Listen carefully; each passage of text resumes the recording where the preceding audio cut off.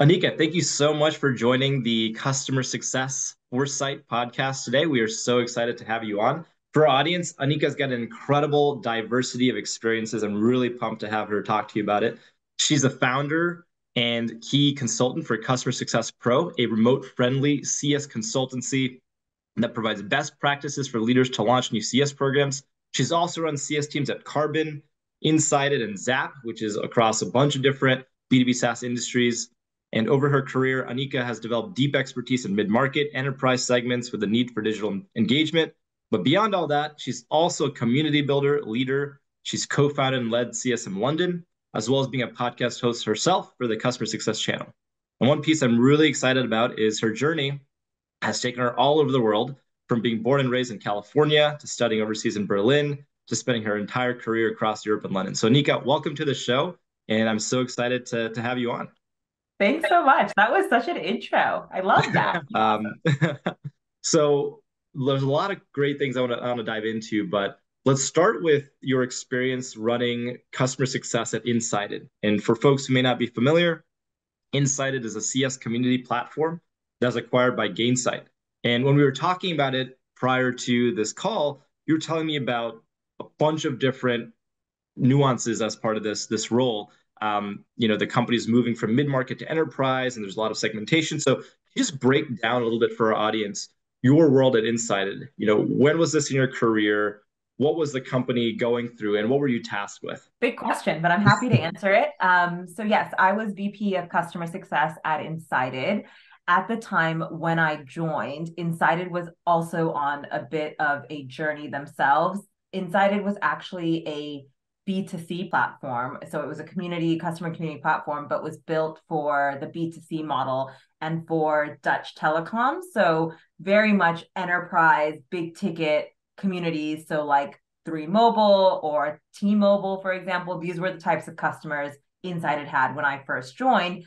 But the founder, as well as the existing senior leadership team, found that there was a niche, or let's say a pivot moment for them to move to B2B SaaS. And they really wanted to then showcase how customer communities can be applied to the B2B SaaS softwares that we know and love today, like Gong, like Slack, like all the different tools that we use today. There's a need to have a customer community. So when I joined on, the entire team was just going through this entire shift of B2C to B2B. But when we did break into that B2B market, there was a huge segmentation thing happening because we were trying to figure out where was our ICP really, what were we chasing, and what made sense. And at the time, when we first got started, our product was more built and better suited towards the mid-market, as you already alluded to. But then we transitioned into enterprise, and that meant resegmenting, that meant redoing how we delivered customer success, that it was a whole show. As you know, at startups and scale-ups, I feel like we're always flying a plane, but changing the engines at the same time while the plane is on fire. Like there is nothing unsaid when it comes to a startup, and there's nothing that you don't do. You try everything. So I could talk about everything and anything that we did there, but that's in a nutshell. We were figuring out our ICP, but then also launching from the mid-market to the enterprise as well. That is a massive shift, B2C to B2B, first of all, not to mention the segmentation internally. So I can imagine how complex that must have been, and total reshift of the company's point of view. One thing that you told me about segmentation, which I found really fascinating, is that at Insighted, you were focusing on use case-based segmentation, not so much tiers. I think you initially had some tiers. But could you talk a bit about that to our audience? And I haven't really heard that too frequently, which is pretty cool. So why did you all move to a use case-based segmentation, and what was the impact of that? I totally agree that it's probably underused in customer success, and it should probably be used way more. And I hope that anyone watching rethinks their segmentation from use cases. But we were traditionally segmented. We were looking at our true enterprise, which was the B2Cs that are legacy customers that we had. And then when we started to look at our B2B, we had such a wide gamut of customers and just so many different types of B2B SaaS companies that were using us. which was really, I mean, again, we segmented based on how much they were paying us, what model, or whether they're using the smallest feature set or the largest. And this is natural segmentation, but we truly started to realize, especially in implementation and onboarding, that customers were trying to get a value out of our software, which is natural. And they wanted to get as much value as possible. They were sold the dream in the sales cycle, as you should be in any SaaS sales cycle. And we were realizing in onboarding that that dream was taking much longer than the initial 30 to 45 days that we would promise you would be up and running with our software. So when we were looking at it, we realized that, okay, our customers are trying to get some sort of use case out of buying our software. Usually it's all three. So it's all three of the reasons that they buy us for is the three reasons that they were sold to. But we realized that in order to deliver all three in onboarding, it would take us months, if not years, to be successfully onboarded and using all three of our use cases. So what we did is we realized that we needed to break out of those traditional customer tiers bracketing, and we started to use case-based onboarding. So what they were sold were our use cases. Those are still the use cases of the software. And we started to break those down into the three use cases. And we would then have an entire kickoff session with our customers in onboarding saying, okay, this is what you bought us for. This is what we think are the features that you should be trained on in order to make sure you had the use case fully understood and solidified. And this really changed our entire onboarding process. We went from over 90 days because we were trying to do everything for everyone in doing onboarding in less than 45 days. And we, again, realized as a team that everyone starts buying for every reason under the sun. But when you start actually implementing and you start going live with a product, it becomes a very, very unique or very small subset of that original reason of buying. And that was where we said, okay, under this use case, this is what we need to deliver. And this is what we are going to deliver right away. And that doesn't mean the other use cases are going away. It just means that this is what we're focused on today, and we'll do the other use cases later. I love that so much because in software, we often talk about product market fit and ICP and honing that matching process in. But when a product has multiple use cases, it's not your product, it's the use case market fit, right? And that's what I'm hearing from you is you really need to map up the problem that your customer is buying you for with the solution that your offering can provide. And I think that makes so much sense to align the use cases. And something else that you talked about in our pre-call was the maturity framework. So having the CSM drive the adoption of the additional two use cases across that life cycle and leading to a much stickier process, which I think again makes total sense. So what was the engagement model? How did that operate post onboarding in this use case centric framework? I want to highlight one thing that you just said as well, which is all your features, by the way, like you said, ICP, feature, product, feature fit, all that kind of stuff, super important. But a feature can be across two use cases, for example, or can be a part of a specific use case and not another. So don't use your features as the use cases, but remember your use cases is a problem your customer is trying to solve, and that is ultimately your use case. But coming back to answer your question of maturity model, what we did is if a customer picked use case one, and that's the most important for them to onboard and implement with at first, we use customer success plans, which I don't think are new concepts, but it is essentially a project map or an account map, but it is about the long-term value your customer is hoping to get with your product. And what we would do is we would map out and be very prescriptive with our customers. Because again, everybody wants everything under the sun, but really, what is it that they really need based on these use cases? And we would be prescriptive. On use case one, this is the metrics that we are tracking of success, and these are the goals and outcomes you're hoping to get when using these features, functionalities, our use case of our product.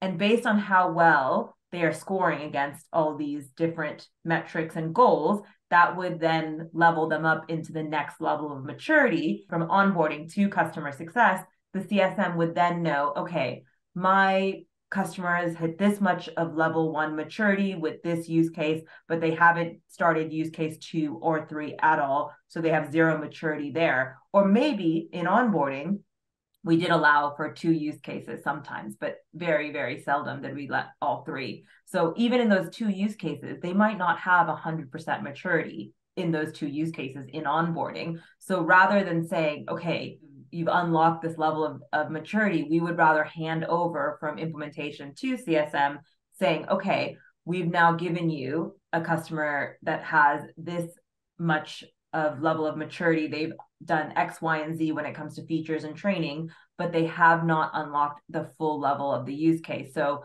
with us, it was about mapping the customer and mapping out their goals and mapping out their use cases, and then being very, very communicative and clear, both to the customer, but also internally about, hey, we are doing this and this so far, but they haven't done this yet, so that it's very clear when we're handing off from implementation to CSM, who's doing what, who's answering what, and what level of understanding our customers have of our product.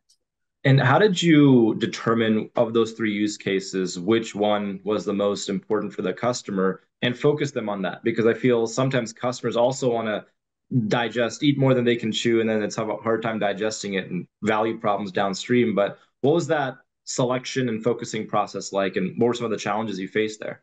I think it's always tough. I think what we try to do is apply the same sort of idea or concept when you have a sale or you have a prospect and you are fleshing them out to really understand why they're looking to buy your product. We used all of those same notes that or same formula of fleshing out why a customer is buying us and then applying that to our model or to our entire customer success plan, and being able to really map out based on what they said they wanted, that we would then map that into a customer success plan. But the caveat there is when we had those kickoff calls with customers, there's always room for pushback, let's say, or questioning or deciding what is most important. We try to go in with a prescriptive manner because more times than not, by the way, like you said, customers like things to be easy and packaged and well presented back to them. So if you say, based on what you told our AE in the sales cycle and this, and this, and based on my expertise of being a CSM for the last 3 years here at this company and all the companies I've worked with prior that onboarded, this is what I think in a pretty package would make sense for your business. More times than not, a customer is going to be like, oh yeah, that makes total sense. Like I'd say about 70 to 80% customers won't push back because you clearly heard why they're purchasing, their problem they're trying to solve, and then you're providing them a solution or at least a draft of a solution. When the customers do push back, we always say that this is a working model. It's never one size fits all. We're never going to say, yes, this use case is perfect for you. But we like to take the process of handover from sales to CSM, but also the process of evaluating why is it they're purchasing us and then putting it back on them. And if they do want to change anything, there's always open to interpretation and adding or changing a use case. But you'd be surprised when you are prescriptive more times than not, especially if your sales team has done the correct due diligence of evaluating why they're purchasing your software. It's pretty easy to prescribe what makes sense based on the customers you've already onboarded before. It is, and it's I think it's so much dependent on the customer success manager too, being that guide, that consultative coach, value seller, whatever role you fit into. But what I've found and what I've heard from other organizations that it can be difficult if the CSM doesn't feel confident or maybe has not been trained or enabled in having that type of conversation. And I'm curious to hear your perspective on this. One thing that I'm hearing time and again is that, to your point, which it seems like you did amazing at Inside It, is understand what the customer's desired outcomes are, right? And what are they trying to achieve? What business problem? Match that to the use case and best practices. That flow is a specific skill set that is in the entire, roles and responsibilities of a CSM. There's a lot to do there. There's a lot they have to manage. And sometimes CSMs can get flustered, then maybe not know how to have that conversation, and that piece can get lost. So can you talk a bit about how did you enable your team at Inside It or across your career to really focus in on that, not get flustered or not get distracted and say, here, this is the most important part of your role and as part of this process, and here's how you can really focus on that and make that valuable?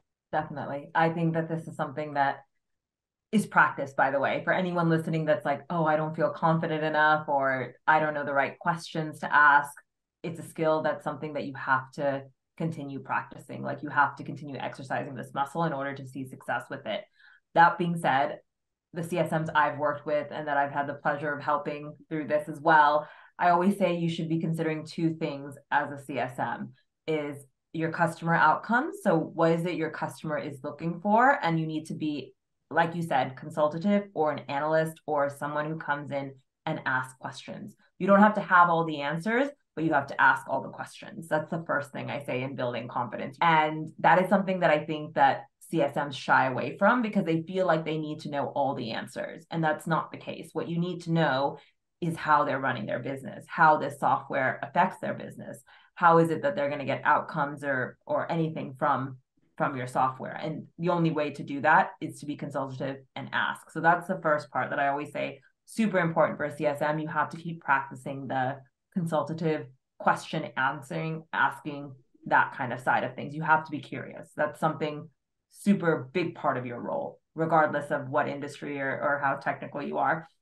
The second is how is it that everything you're doing with this customer is going to prove back as a benefit to the company you work at? I think a lot of CSMs forget that second part because we naturally are givers, we're empathetic, we want to give everything we can to be the most best person for this customer, which is amazing. But everything you're doing has to relate back to your NRR or your GRR or your company metrics. And everyone's like, no, we have to be so focused on customers. I didn't say you shouldn't, but you have to think in two mindsets of how is it that I'm being consultative with my customer day in and day out? And then how does that translate back to success for the business I'm working at? These things are things that are practiced. You're never going to figure it out on day one. By the way, I still don't have it all figured out, but the thing is you do have to practice that. How am I continue to be consultative with my customer? And then how do I tie that back to the business that employs me, their business goals? And I think that that is a skill that has to be practiced. And the only way that you can do that is, again, being curious and being consultative. A lot of CSMs, I think, fall into the trap of relationships being a proxy of value. It's like, all right, I'm taking my customer out to lunch. I have a good relationship with them. My sentiment is strong, right? But what I'm hearing from you is that you have to have two minds, the value that you're providing to their business and the value that translates to in your business. And the CSMs who can do that really well are going to be able to become more revenue focused, maybe rise up the leadership ranks and really start to shape the narrative within their companies internally. And I think that is it's a big need right now, a huge need. For sure. And I think you've like nailed it right there, what you said. And I think the struggle is that we focus on relationships, which are critical, by the way. I'm not saying they're not, but I think customer success has become a squishy like relationship builder. And we are the glue. We are sometimes really that squishy middle person that has to get a customer across the line or to convince the C-suite to do something or whatever it is that you're being that middleman or middlewoman for. But ultimately, if you think about it, what you're there to help with your customers is drive revenue for their business, right? You're hoping that the software that you're onboarding, implementing, supporting, advocating for is driving some sort of revenue for their business and helping in some revenue manner. And then the same thing goes if you think about it, tying back to your company, your whole role is to drive some sort of revenue back to the business as well. So I think if we think in that way, it's a lot easier, not easier, I'm not going to say easier. It's a lot better to understand what a CSM should be focused on. I could not agree more. I feel like there'll be a lot of other folks who are feeling this and want to move into that world, but are needing to figure that out, man. You know, maybe that's something you can help them with, Customer Success Pro. Right? I think I really do believe in CS is a revenue generator. I just think we incorrectly classify, document, share, showcase how customer success is valued at a business. And because of that, we constantly get tied into being cost center instead of a revenue center. And this is a struggle across many businesses. Well, Anika, let's switch gears for a second and get personal here. So you've been in numerous leadership roles across your career. And I'm curious to learn more about your first experience as a leader, right? Especially being a woman and a person of color. You know, what was that experience like for you? And how did you navigate that? It was scary. I will say imposter syndrome is a real thing. So if you're ever facing it or you're ever thinking about it, the most senior, most executive people you know face imposter syndrome day in, day out. But I was lucky, or I won't say luck has everything to do with it because you work really hard to get where you are, but I was put into a senior position in customer success at an organization that was going from reactive to proactive. So I adopted the support team, but really had to build out customer success. And for me, I think what's really stood out in that moment is I had to build customer success from the ground up. I had to both internally advocate what the heck customer success is, but then explain it to our customers as well. And I think in general, as a woman of color, I was the only woman of color in board meetings, as someone who even walked into some of the executive meetings. More times than not, I was mostly the only female, definitely the only woman of color in that case. And I basically had to tell myself many times is that I'm here for a reason. And that reason being whatever I was there for that meeting for, and not letting that little voice of imposter syndrome in my head remind me that, oh, well, you look different, or you're half the age of everyone in this room. And all those things kind of creep in. But before stepping into any sort of meeting, I always had to remind myself. And I know people do like a power stance and things like this before you go into certain meetings, or you dress for the job that you want, not the job you have, which by the way, I totally did earlier on in my career as well. I was like, I'm going to dress for the job I want, not the job I have. But aside from that, I also always told myself before going into a meeting why I, Anika, was meant to be there. And that really helped me as a leader, like step up to the plate. I love that piece. And I'm so curious, what was your why? Walking to that meeting, what did you tell yourself? I mean, it was different every time, but usually I'm like, for example, if we went to a board meeting, like I'm here to really showcase the value of our NRR growth in the last quarter, or what my team did this year that really resulted in X number, or things like that. That was always my why. It was tied back to what we did, why I was there, and the importance of me personally being there, and always tied back to either a project, a metric, or something that I had a direct hand in. And that was my strong why, me and not anyone else. Absolutely. And what was your journey to get there? Did you seek out any coaching? Was this all through your personal experiences and reflection? I'm asking on behalf of folks who might want to be in your shoes one day. And Yeah. what would you tell them to be able to have the confidence to have that why before the board meeting? Coaching, mentorship, advisory, I think that these are all critical things that you can use and have as tools in your tool belt when you're looking to step up into leadership. One thing I will say is your boss should not be your only mentor, coach, or someone helping you. You can always look externally, and it can be someone that's within the business. It can be someone without outside of the business. It could be someone you only know digitally. I coach some people that I only work with over Zoom. And so you don't actually have to meet that person, but definitely have a person or multiple people in your career that you can step up and ask for mentorship, advisory, some sort of help, because it does help. Otherwise, you'll get lonely in validating your ideas. I definitely have asked previous mentors, previous people that I've worked with to help me and have helped my career as well.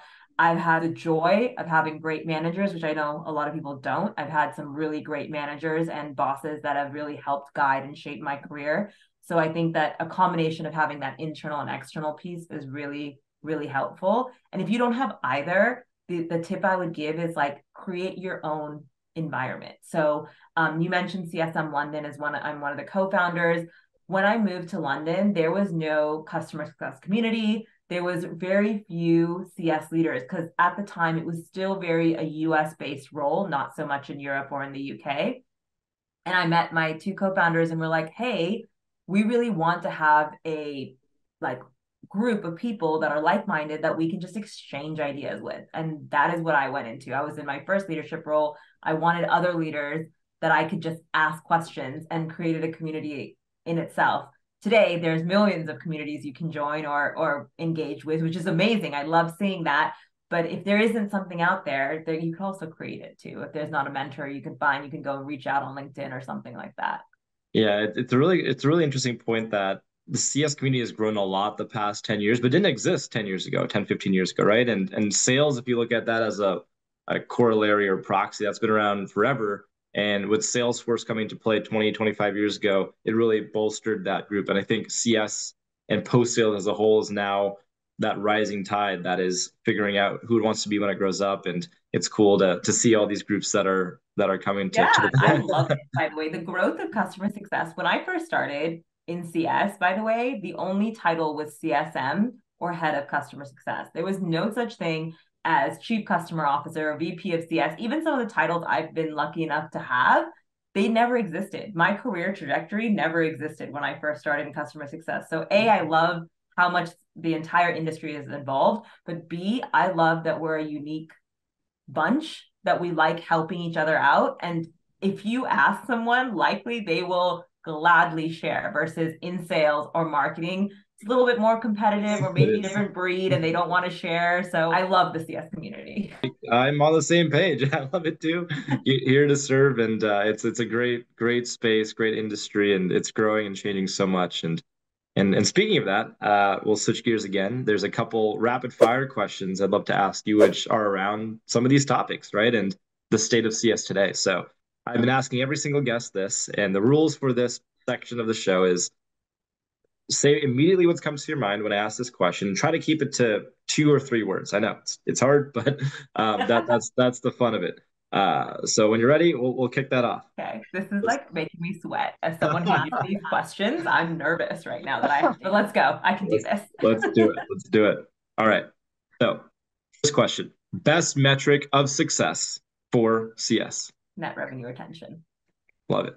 Worst metric of success for CS. Net promoter score. You know, that is probably the highest ranking worst metric that everybody says. That's a good one. All right. Most underrated part of CS. Operations. Customer success operations. Most overrated part of CS. The everything CSM. It's got to do it all. Everything and anything goes, and the CSM's got to cover it. So that's what I mean by that. For sure. We gotta get focused. Current state of CS. This might sound very repetitive in 2023, but like AI and predictive models and building sustainable predictive models. What about the future of CS? I'm going to still stick to artificial intelligence assisting CSMs become better consultative CSMs rather than admin CSMs, and also how to unlock the revenue piece for them. So like AI helping in the revenue piece. Okay, best CS book or podcast? Shameless plug. I'm going to say my podcast, the Customer Success Channel podcast. If you aren't listening, please do. Check it out. We'll link it in the comments as well. Awesome. And finally, the best community for CS leaders. So I'm going to say Gain, Grow, Retain / LinkedIn. So I feel like Gain, Grow, Retain has broadened my community on LinkedIn. And because of that, I've been able to find other like-minded leaders, and we've created our own sub community, let's say. So I'd say that Gain, Grow, Retain is great, but it connected me to more people that we have our own Slack channels and our own LinkedIn meetup groups and stuff. So that's my say on that. Love it. Well, you successfully passed the rapid fire segments. Okay. I can stop sweating now. I'm really nervous, you know? So funny. So the final piece here of the formal part of the show here is going to be asking you the question of the future, right? We're calling this customer success foresight. So what are you seeing become reality? So the question is, if you could make one prediction about the future of customer success, what would it be? Customer success driven towards revenue and not as a cost center. I think it's something we've always wanted. I think it's something that we always strive to, but we struggle with the translation of how to actually say that we're revenue generators and not cost centers. So I think even though NRR, in my opinion, is a North Star metric towards this, it is a lagging indicator. So I definitely feel like the evolution of NRR and the evolution of just revenue within customer success is what is the future. And I just think that all CSM's team being held accountable towards some level of revenue is also the future of customer success. That is, it's becoming more real every single day, right? Is customer success has these two roles historically of the happiness engine, relationships, and keeping people smiling, but then, yeah, value and revenue, and keeping that and generating that. So I think that is so critical. Um, and I appreciate you sharing. So before we wrap up here, Anika, anything that you would want to share for our audience, anything you want them to know, any events or other plugs you have going on, this is your open floor. Awesome. Well, I already plugged the podcast. So if you're not listening, please do. It's like my pride and joy, 3 years of recording the customer success channel. So on Spotify, Apple Podcast, all those places. But I also launched the Customer Success Pro newsletter. So that's a monthly newsletter where I share my insights and what I think is happening in customer success. So if you want a newsletter instead of a podcast, feel free to subscribe there. Otherwise, feel free to follow me on LinkedIn. I share content all day, every day about customer success. So always happy to engage there as well. Awesome. Well, this was fantastic. Thank you so much for being on the show. And I know that our audience is going to love hearing this and excited for them to hopefully get to engage with you offline too. Awesome. Thanks for having me. It's always nice being challenged as the guest. So thank you so much for having me. It was really great fun.